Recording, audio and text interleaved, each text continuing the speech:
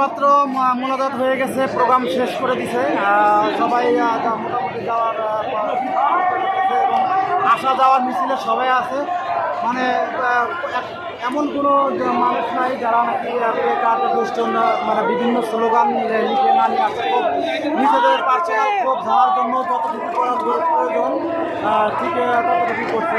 মানে যাই হোক, আমরা শিবাজি উদ্যান তথা শাহবাগের মানে যে পরিস্থিতি, সেই পরিস্থিতিটার বর্তমান যে পরিস্থিতি, সেই পরিস্থিতি তুলে ধরার জন্য চেষ্টা করতেছি।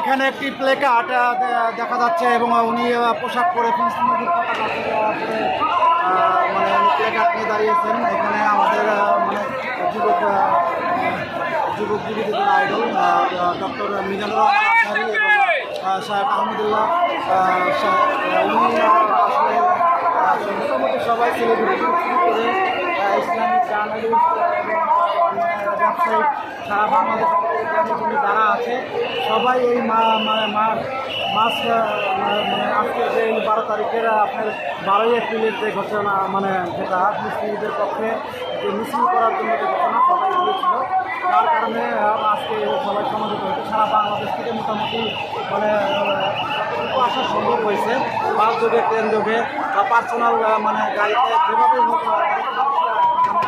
প্রমাণ পাওয়া যাচ্ছে। যাই হোক, বর্তমান পরিস্থিতি